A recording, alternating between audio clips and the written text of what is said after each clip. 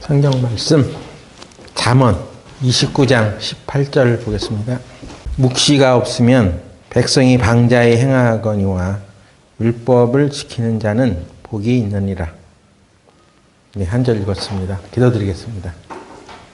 은혜롭고 자비로우신 하나님 아버지, 오늘 우리들이 하나님의 말씀을 살필 때 이 말씀에 들어있는 하나님의 뜻을 우리가 온전히 깨달을 수 있도록 인도하여 주시옵소서.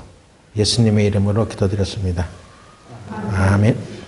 묵시가 없으면 백성이 방자에 행한다는 이 말씀은 영어 성경 NIV와 표준 새 번역이라는 성경에는 계시가 없으면 백성이 방자해진다 하는 뜻으로 되어 있습니다. 그러니까 묵시라는 것은 계시를 말하는 거죠.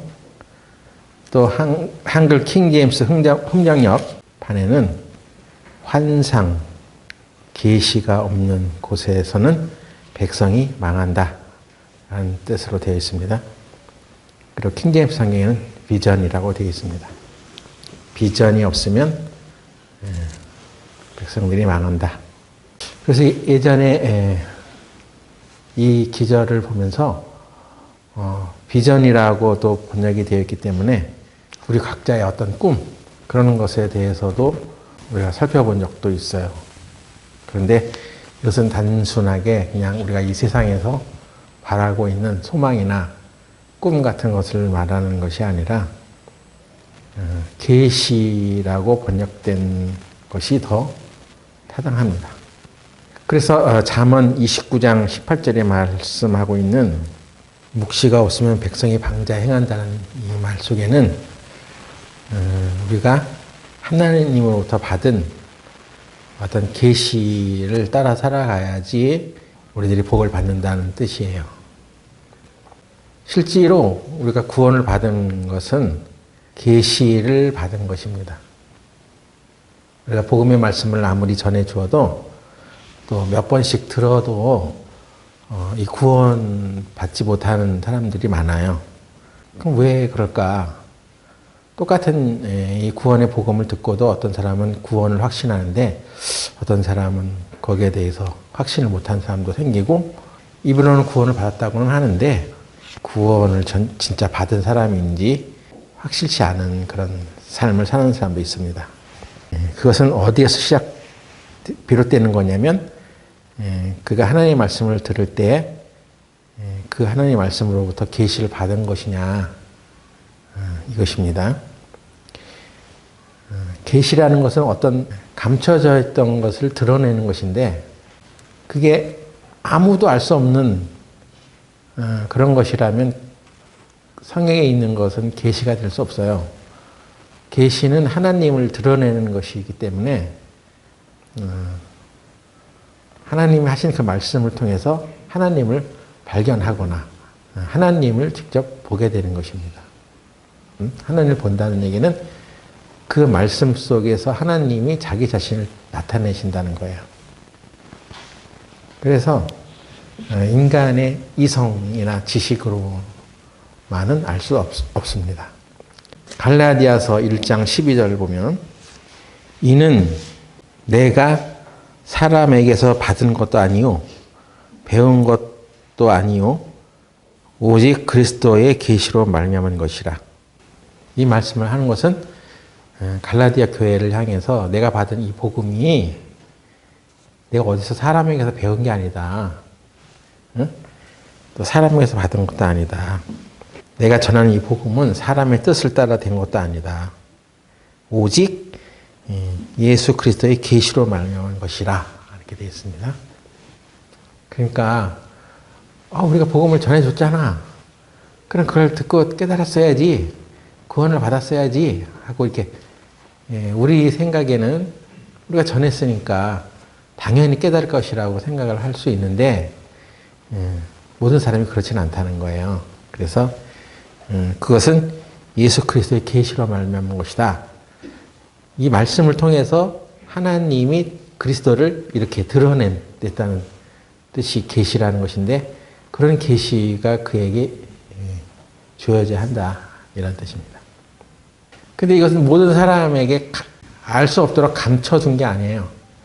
모든 사람들이 알 수 있도록 해놨는데도 불구하고 그 말씀을 통해서 드러낸 하나님을 발견하지 못하는 차이라는 거죠. 그래서 계시가 없으면 백성이 방대에 행한다는 것입니다. 구원받는 것은 계시를 받는 거예요. 하나님의 말씀을 통해서 하나님을 드러낸 것을 발견하는 것입니다. 에베소 3장 3절을 또 보겠습니다. 곧 계시로 내게 비밀을 알게 하신 것은 내가 이미 대강 기록함과 같으니 이것을 읽으면 그리스도의 비밀을 내가 깨달은 것을 너희가 알 수 있으리라. 그러니까 바울도 내가 발견한 이 복음을 그리스도의 비밀을 깨달은 것이라고 표현했는데 이것은 계시로 내가 이 비밀을 알게 된 것이다 하는 거죠. 그것을 이미 대강 기록한 것을 통해서 내가 알려놨다 이렇게 또 말씀하고 있습니다. 그래서 기록된 성경을 통해서 하나님은 계시를 해주고 계시는 것입니다. 그 전에는 이제 기록된 성경이 없을 때에는 여러 모양, 여러 모습으로 하나님께서 자기를 나타내셨다고 되어 있어요. 그러니까 뭐 선지자들의 꿈과 또 뭐 어떤 이적 뭐 그런 것들을 통해서도 하나님을 알렸고 여러 모양, 여러 모습으로 하나님을 알렸지만 지금은 그 아들 예수로 모든 것을 알려놨기 때문에 예수님에 관한 것들을 잘 발견하면 된다는 거죠. 그것을 내가 대강 기록한 것 같으니 했으니 또 이 성경을 잘 살펴보면 하나님께서 계시한 그것들을 우리가 알 수 있다 하는 거죠. 그런데 그런 계시된 비밀들을 알려놨음에도 불구하고 그 성경을 기록된 말씀을 읽는 가운데 사람들이 각자가 어떤 상태로 그것을 읽어가느냐에 따라서 엉뚱한 계시를 받기도 해요. 잘못 받을 수도 있어요. 그래서 이 조심을 해야 되는데 기록된 말씀을 통해서 하나님의 계시를 이렇게 보는 것을 중요하게 여겨야 되는데 또 어떤 분들은 이제 직통 계시라는 것을 주장하는 사람들이 있어. 나는 하나님께서 직통 계시를 받았다. 그래서 2015년도에는 남북 전쟁이 일어난다. 그러니까 그 전쟁이 오기 전에 뭐 준비를 해야 된다. 뭐 이런 것을 기독교 단체 내 어떤 사람들은 또 그걸 주장하기도 해요. 근데 2015년도에 전쟁이 일어나지 않았어요. 근데 그거 주장했던 사람은 2015년도가 되면서 자기가 하나님으로부터 직통 계시를 받았다. 그렇게 주장을 했다는 거죠. 그러니까 이 직통 계시라는 것을 여러분이 주의를 해야 됩니다. 앞으로도 계속 마지막이 다가올수록 이 직통 계시를 받은 사람이라고 자처하는 사람들이 나타나서 어떤 얘기들을 할 때, 그런가 보다 하고 그렇게 미혹돼서 그런 사람들을 쫓지 말고, 그럼 기록된 말씀을 통해서 그게 증명이 되냐고, 또 기록된 말씀을 살펴서 그것을 구분할 줄 알아야 됩니다. 구분을 잘 할 것 같죠? 응? 아니, 그거 당연하지. 하나님의 말씀에 기록된 것을 통해서 확인하면 될 것을 왜 엉뚱하게 사람을 쫓다가 그렇게 되나? 우리가 생각하면 우습게 생각할 수 있는데 그렇지 않아요. 많은 사람들이 이 영적인 눈으로는 그 계시를 받지 못할 수가 있다는 것입니다. 우리나라에 김성도라는 여자 성도가 있어서 이름이 김성도야. 근데 그 사람이 자기가 성경을 보다가 직통 계시를 받았다고 합니다. 그래가지고 그 직통 계시를 통해서 한 5가지를 발견했는데 동방에서 구원자가 나온다. 그 동방은 바로 한국이다. 하면서 이제 기타 국내에서 출연했던 어떤 영적인 이제 우두머리가 된 거예요, 여자가. 거기 영향을 받은 사람이 통일교 문선명, 그 다음에 옛날에 전도관이라는 종파가 있었는데 그 전도관을 이끌었던 사람이 있어. 그래서 많은 사람들을 미혹하게 했습니다. 그래 그들의 가르침을 받았던 사람 중에 이만희 그 사람이 등장해가지고 14만 4천 명을 소집해가지고 그들에게 전도를 하면 들림받는다고 이렇게 가르치는 또 이단이 생겨났어요. 근데 그 사람들이 굉장히 많거든요. 근데 그 사람들이 뿌리를 찾아 올라가면 직통 계시를 받은 한 여자 성도로부터 시작을 하는 거예요. 그래가지고 우리가 생각하고 있는 이 기독교 단체 내에서도 계시를 기록된 하나님의 말씀에 없는 그것과는 관계없는 직통 계시를 받은 사람들을 추종하는 그런 사람들에 의해서 이상한 이단 종파가 생겨나기도 합니다. 또한 어떤 청년이 하나님께 기도를 했대요. 하나님, 제가 이 근처에 제가 다닐 수 있는 교회를 소개시켜 주세요. 그런 교회로 저를 인도해 주세요. 하고 기도를 했답니다. 그때는 꿈에 그 청년에게 어떤 사람이 나타나가지고 네가 찾는 교회는 이 동네에는 없어. 이 지역에는 없어. 그러니까 내가 지시하는 곳으로 가. 해갖고 어떤 산으로 지시를 해서 가봤더니 거기에 무슨 상자가 하나 있더래요. 산속에. 그래서 그 상자를 열어봤더니 거기서 무슨 책이 하나 나왔는데 그 책을 열어보는 가운데 꿈을 깼어. 그래가지고 그 사람이 받은 그 꿈의 환상을 토대로 어떤 계시를 자기가 받은 것을 기록해놨는데 그게 바로 자기를 이끌었던 그 사람은 천사였고 그 천사의 이름은 모로나이라는 천사였는데 그래서 그 받은 계시를 토대로 어떤 경전을 기록했는데 그게 몰몬경이야. 그래서 많은 미국에 있는 그리스도인들을 현혹시켜서 그 사람을 추종하게 했어요. 몰몬경이 그렇게 나왔어. 그 다음에 또 어떤 한 사람도 천사를 꿈에서 받고 그의 지시를 받아서 경전을 기록해 놨는데 그게 코란이야. 그래서 그때 나타난 천사는 가브리엘이라고 또 말을 해. 코란은 아주 거짓과 기묘한 어떤 조작으로 만들어낸 어떤 경전인데 많은 사람을 미혹해 했습니다. 전 세계 인구의 한 3분의 1이 코란을 믿어요. 그래서 우리 기독교 단체 내에서도 이렇게 현혹돼서 하나님 말씀에 위배되는 종교적인 가르침을 가지고 있는 사람도 많고 그를 추종하는 사람도 많아. 성경에 아볼로라는 사람이 있는데 그가 성경에 능한 사람이었답니다. 그리고 학문도 많은 사람이었어요. 그런데 그 사람은 요한의 세례만 알 뿐이야. 예수님이 주는 세례에 대해서는 아직 깨닫지 못하고 있었어요. 근데 연설에 능하고 사람들 앞에서 연설을 아주 해가지고 사람의 마음을 사로잡고 학문도 많고 또 성경에도 능해. 성경도 잘 알아. 그럼에도 불구하고 이 진리의 지식에는 이를 수가 없었어요. 그건 계시였기 때문에 그런 거야. 그래서 고린도에서 온 바울의 동역자였던 그 사람의 브리스길라와 아굴라죠. 그 한 부부가 그 사람 얘기를 잘 듣다 보니까 이 사람이 예수님의 세례에 대해서 모르네. 예?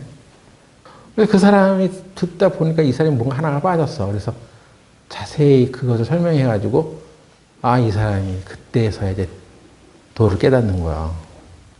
예수님에 대해서 계시가 열리는 것입니다. 이렇듯 하나님께서 하나님이 기록하신 이 말씀을 열어준 사람, 그 말씀을 통해서 하나님 자신을 나타낸 사람에게 이 복음이 깨달아지고 하나님의 말씀의 문이 열리는 거예요. 그러니까 우리가 구원을 다 받은 사람들이지만 엉뚱한 계시를 받거나 또는 자기 생각대로 하나님의 말씀을 해석해버리는 일을 하게 되면 엉뚱한 교리에 사로잡히게 되고 다른 사람들에게 엉뚱한 메시지를 전하게 되는 것입니다. 근데 우리 대한민국에는 진짜 아볼로 같은 사람들이 많아요. 신학대도 나오고 신학적인 지식을 갖고 있어. 근데도 불구하고 구원에 대해서 깨닫지 못한 사람들도 많아요. 기독교라는 종교를 갖고 있어. 성경에도 능해. 그럼에도 불구하고 구원의 진리에는 이르지 못한 사람들도 많습니다. 그래서 하나님께서 우리에게 주신 이 기록된 말씀은 하나님을 나타내잖아요. 하나님 자기 자신을 나타내. 우리에게 계시를 해주고 있어. 이건 오픈된 계시예요. 분명하게 알려주고 계시는데도 불구하고 그걸 보면서도 그 계시를 받지 못하는 거예요. 그런 이유가 왜 오는지 올바른 계시를 받아가는 생활을 하려면 어떻게 되는지 우리가 좀 살펴보려고 합니다. 먼저 마태복음 16장 18절을 한번 보겠습니다. 마태복음 16장 18절에 또 내가 네게 이르노니 너는 베드로라. 내가 이 반석 위에 내 교회를 세우리니 음부의 권세가 이기지 못하리라. 자, 여기 이 말씀을 잘 보면 국어를 좀 잘 알고 문장을 잘 해석할 수 있는 사람이라면 이 말씀 속에서 예수님께서 어디에다 교회를 세운다고 하셨냐면 그냥 이렇게 읽어보면 베드로는 이제 헬라식 이름이죠.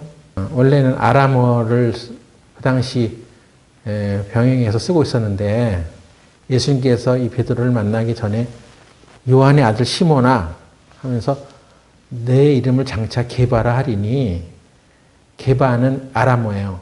그 당시 시리아어. 그래서 너를 게바라 할 것이다. 이는 번역하면 베드로라.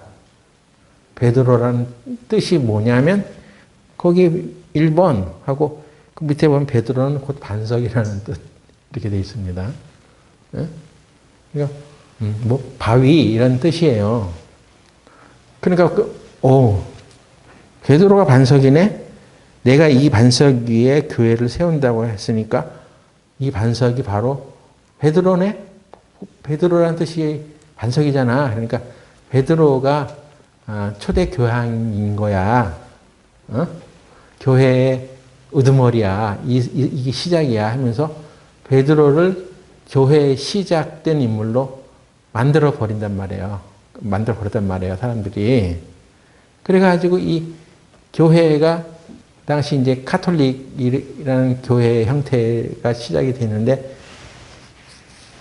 AD 300년경에 로마의 콘스탄틴이라는 사람이 기독교를 공인하면서 지하에서 신앙생활 하던 모든 그리스도인들이 다 지상으로 올라오면서 초대 교황을 베드로로 선포를 했어. 그 근거가 뭐야? 했더니 여기 이 말씀이 여기 있잖아. 그래서 로마가 교황청을 세워가지고 그 베드로를 시점으로 해가지고 초대 교황이 출현하기 시작합니다. 그래서 지금 이탈리아 로마에도 베드로 성당이 있죠. 네? 아주 웅장하게 잘 지어놨어요. 그런 뜻이 된다는 거죠. 근데 우리는 진리를 깨달았기 때문에, 우리가 계시를 받은 사람들이기 때문에, 구원의 진리를 계시를 받은 사람은 이게 베드로가 반석이라는 것이 아니라는 것을 알아요. 근데 구원의 계시를 받지 못한 사람은 이게 그렇게 풀어지잖아. 예? 또는 아니 그것은 아닌데 하면서도 명백하게 뚜렷하게 설명할 수가 없는 어떤 답답함에 빠진다는 거죠. 그래서 마태복음 16장 18절에 너는 베드로라 내가 이 반석 위에 내 교회를 세우리니 했던 이 말이 국어적인 지식으로 문장의 해동력으로만 풀린 것이 아니라는 거예요. 이것은 그 위에 16절, 17절을 보면 시몬 베드로가 대답하여 가로되 주는 그리스도시요 살아계신 하나님의 아들이십니다. 그랬더니 이제 예수님으로 칭찬을 받아요. 이 고백이 바로 교회의 시작이에요. 주는 그리스도시요 살아계신 하나님의 아들이십니다.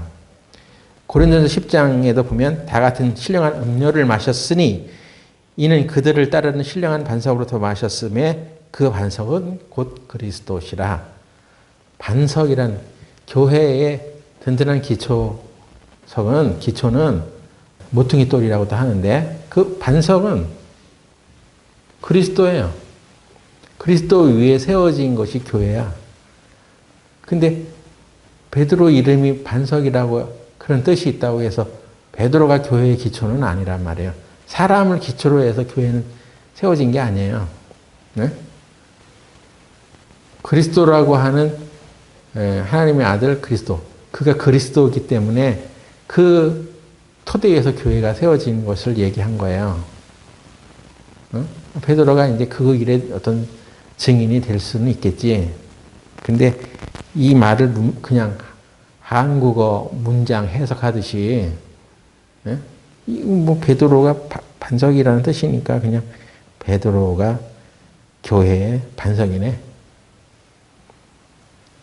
이렇게 해석하는 것은 이 세상의 지식과 이성으로, 나의 문장 해동력으로 이걸 푼 거예요. 해석이 되잖아요. 이렇게 해석을 하다 보면 엉뚱한 교리들이 나오는 거예요. 마태복음 24장에 그때에는 한 사람이, 두 사람이 매를 갈고 있으면 한 사람이 데려감을 당하고 한 사람은 버림을 당할 것이다. 또 두 사람이 밭에 가서 무슨 일을 하고 있는데 한 사람은 데려감을 당하고 한 사람은 버림을 당할 것이다.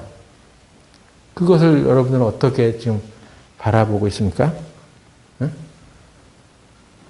그 데려감을 당하고 버려짐을 당하는 사람의 얘기를 보면서 마지막 때에도 그렇게 하나님께서 한 사람은 데려감을 받게 하고 한 사람은 버려진다.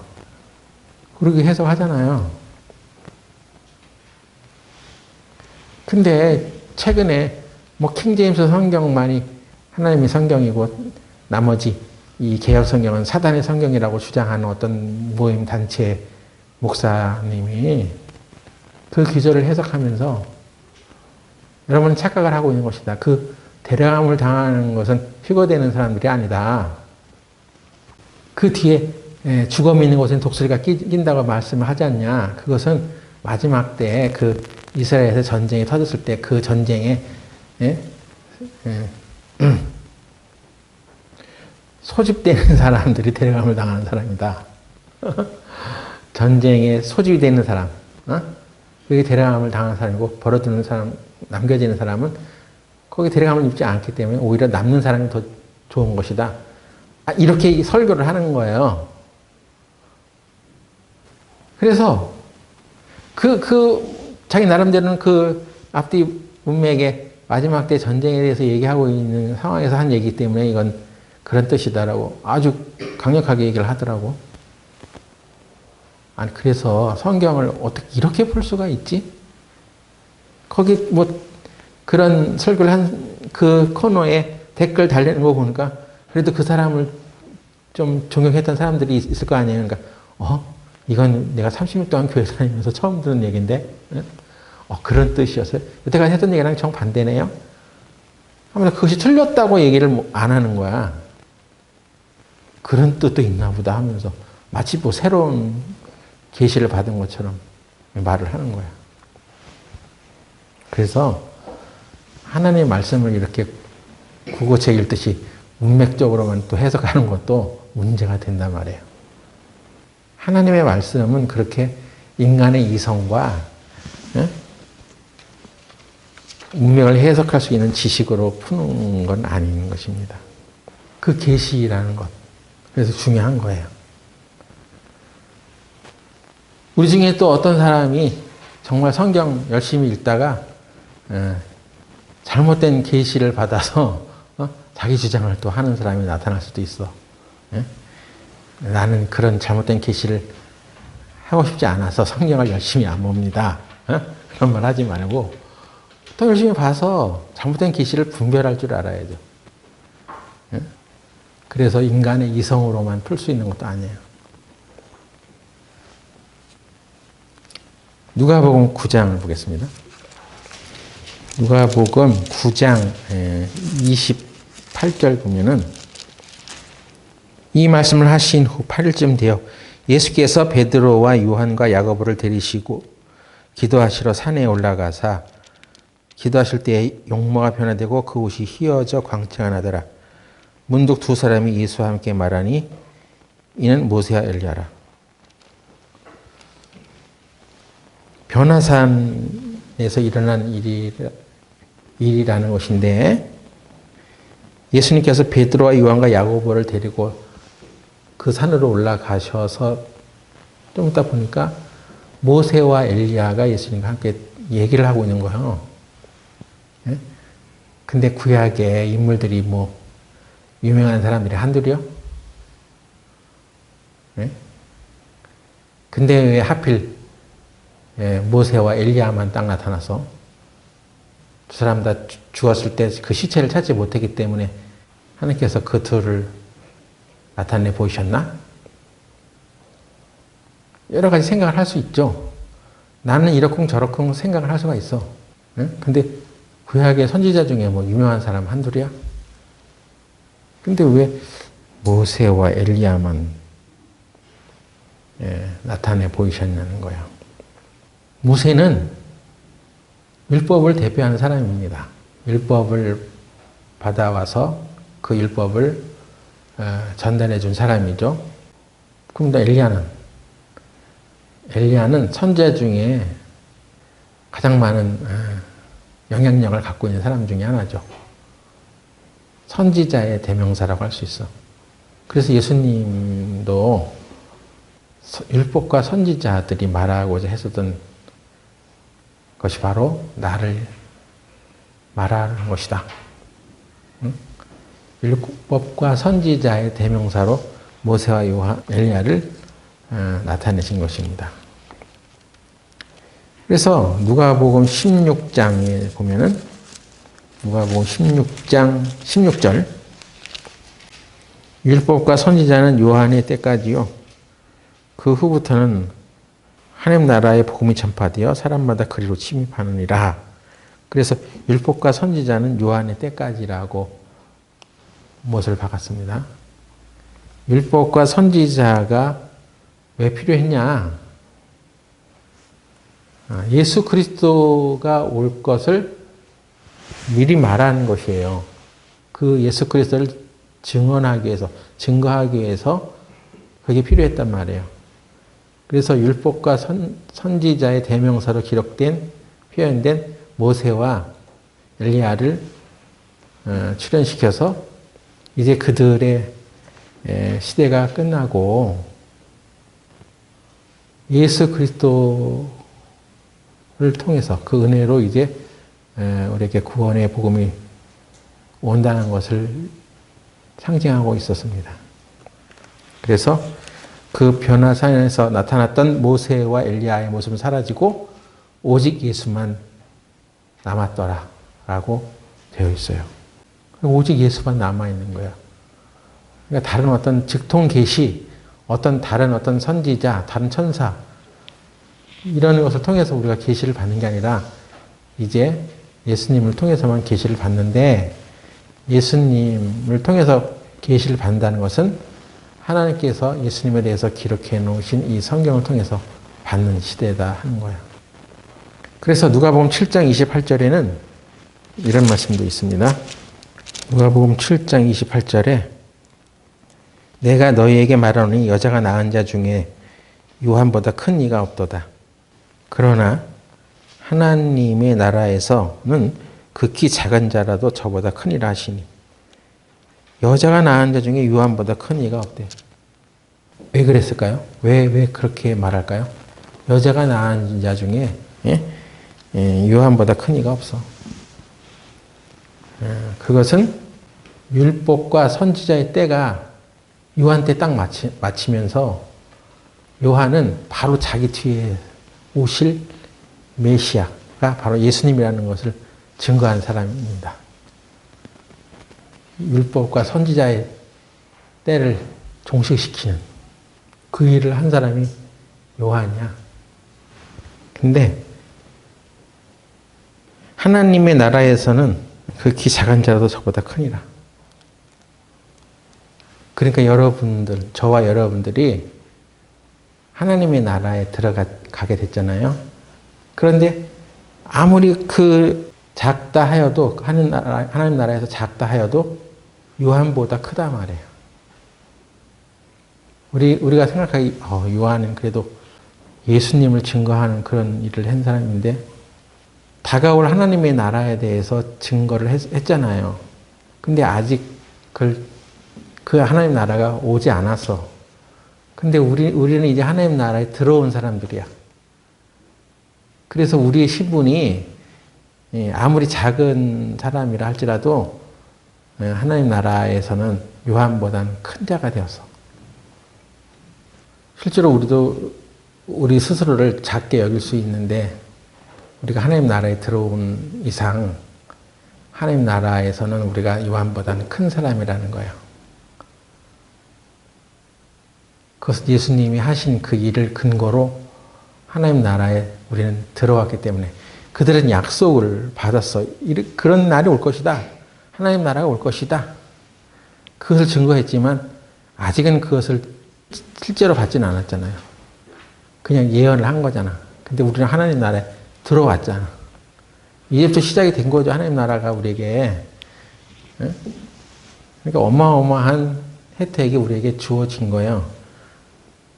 실제적으로 하나님 나라가 천국에서만 이루어진 것이 아니라 이미 예수님을 통해서 이제 우리에게 왔기 때문에, 예수님이 죽으시고 부활하시고 하는 그것을 통해서 이루어진 그 나라, 거기에 들어간 존재가 되었기 때문에 우리가 받은 이 계시는 너무나 확실하고 큰 거예요.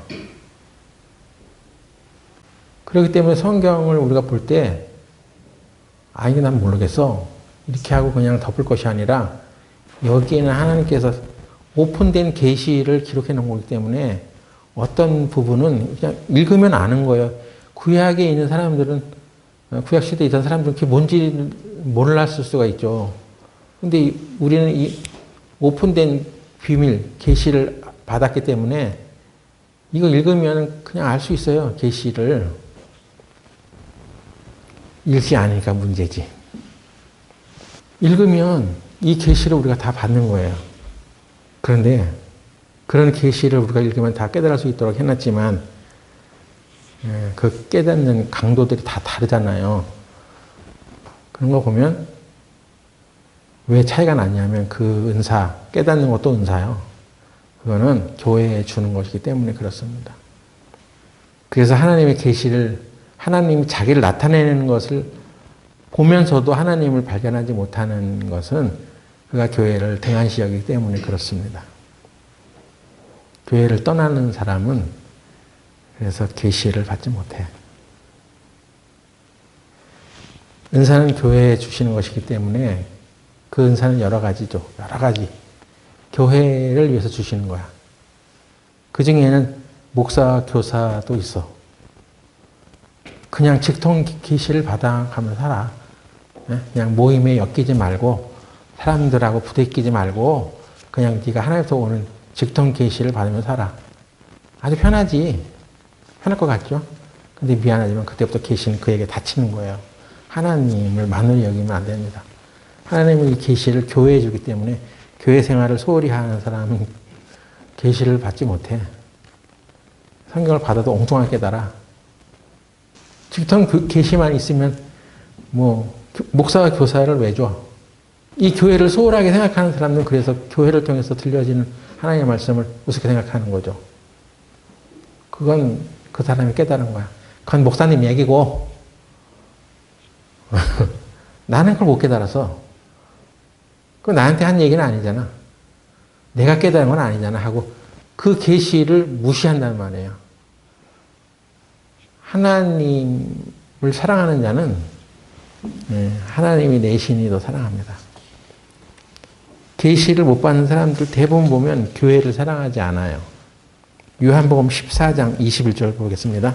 나의 계명을 가지고 지키는 자라야 나를 사랑하는 자니 나를 사랑하는 자는 내 아버지께 사랑을 받을 것이요 나도 그를 사랑하여 그에게 나를 나타내리라. 그에게 나를 나타낸다는 것은 바로 하나님을 나타낸다는 거잖아요. 그 사람에게 하나님 자신을 계시한다는 뜻이에요. 하나님이 자기 자신을 우리에게 나타낸다는 것을 뭐 하나님의 모습을 그냥 뭐 눈으로 볼 수 있게 뭐 이런 신비적인 경험이 아니라 하나님의 계시, 기록된 말씀을 통해서 계시된 것들을 나타내는 거예요.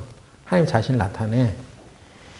그 어떤 사람이냐면 나의 계명을 가지고 지키는 자라야 된다. 잠언 29장 18절에 다시 계시가 없으면 백성은 방자해지나 율법을 지키는 사람은 복을 받는다. 그럼 뭐 율법을 지켜야지 복을 받아? 아니 그 율법이라는 것이 하나님의 말씀이죠. 하나님의 계시를 말하는 거예요. 하나님의 계시를 지키는 사람, 이 계시를 받으면 자기가 어떻게 해야 될 것까지 이게 딱 묶이는 거예요. 자기 행동을 묶어버려 그 계시가. 예? 계시만 받고 홀랄라 하면서 자기 멋대로 사는 게 아니에요. 그 계시를 받게 된 사람은 그 계시에 행동이 묶이게 돼. 그게 진짜 계시를 받은 사람이죠. 그런 사람들이 복을 받는 거예요. 근데 계시가 없어? 그러니까 방자에 행한단 말이에요. 방자에 행한다는 것은 제멋대로 한다는 것이죠. 예? 이 세상에서도 무엇을 내가 하며 살아야 될까를 갖고 있는 사람은 그 목적을 이루기 위해서 부단히 노력합니다. 근데 세상의 목적은 이룰 수 있을지 모르지만 계시를 못 받으면, 계시가 없으면, 하나님이 자신을 나타내는 것이 없으면 그 사람은 아무 의미 없는 세상의 목적만 이루고 가겠죠. 근데 구원받은 하나님의 자녀들에게는 다 계시가 있어. 오늘도 수많은 계시들이 우리에게 전달이 되고 앞으로도 계속 되는 것입니다. 그런데 그 계시를 받으면서도 그걸 소홀히 여기니까 계시를 발견하지 못하죠. 그래서 하나님께서 자기를 사랑하는 자는 아버지께 사랑을 받아. 그래서 그 사람이 하나님을 사랑하기 때문에 하나님도 그를 사랑해서 그에게 자기를 나타내. 그러니까 그럼 그냥 다른 사람을 사랑하지 않아도 되네. 하나님만 사랑해. 그냥 난 하나님 사랑해. 이렇게만 하고 던져버리면 안 되는 것입니다. 요한일서 5장 1절 보세요. 예수께서 그리스도이심을 믿는 자마다 하나님께로서 난 자니 또한 내 신이를 사랑하는 자마다 그에게서 난 자를 사랑하니라. 우리가 하나님을 사랑하고 그의 계명들을 지킬 때에 이로써 우리가 하나님의 자녀 사랑하는 줄을 아느니라. 하나님을 사랑하는 것은 이것이니 우리가 그의 계명들을 지키는 것이라. 네, 그의 계명들은 무엇이 아니로다. 하나님을 사랑한다고 하면서 교회를 그냥 소홀히 해. 네? 교회 사람들 안 보면 그만이지. 나는 하나님을 떠나진 않아. 교회를 떠나는 것이지. 말도 안 되는 소리를 하는 거야. 그래서 하나님을 사랑하는 자는 하나님이 내 신이도 사랑해. 응? 형제 자매를 사랑하지 않는 생활을 하면서 하나님을 사랑한다고? 그건 거짓말이라는 거예요. 그래서 계시를 못 받는 거야. 계시가 없어. 똑같은 하나님의 말씀을 듣는데도 그게 자기에게 무엇을 얘기하는지를 발견하지 못하죠. 예? 성도들의 삶에 대해서 전혀 무관심하고 신경 안 쓰고 그러면 그것이 계시를 닫히게 하는 원인이 되는 것입니다. 왜 나는 이 계시가 없지? 예? 나는 하나님의 말씀을 보면서도 왜 번뜩이는 하나님의 계시를 발견하지 못하지? 아니 하나님은 오픈돼 있다고 했잖아요. 계시한다고 계속. 근데 교회를 사랑하지 않는데 신경 안 쓰는데 관심이 없는데 그거보단 더 중요한 내 삶이 있는데 그거 중요한 것을 위해서 쫓아가는데 뭔 교회에 하나님께서 계시해 놓으신 그 비밀이 알아지겠어요? 계시는 닫히는 거예요. 그래서 성경에는 지식은 많은데 학문에도 능하고 성경 지식은 많은데 아볼로가 구원의 비밀을 깨달지 못했던 것처럼 그 구원의 비밀이 뭐 예수님께서 우리 죄를 위해서 대신 십자가에 지셔서 우리 죄를 다 사하셨어. 그것만 있는 건 아니잖아요. 구원의 비밀이 죄를 사해 주는 것만 있는 건 아니잖아요. 거기에 들어가 있는 엄청난 비밀들을 깨닫지 못하는 거죠. 그래서 교회를 사랑하세요. 교회를 돌보는 거예요. 그래야 우리가 깨닫습니다. 마지막으로 디모데후서 2장 22절 보겠습니다. 디모데후서 2장 22절. 또한 네가 청년의 정욕을 피하고 주를 깨끗한 마음으로 부르는 자들과 함께 의와 믿음과 사랑과 화평을 조치라. 여기 보면 주를 깨끗한 마음으로 부르는 자들과 함께 해라. 이것입니다. 지혜로운 자가 되려면 지혜 있는 자와 어울려야 됩니다.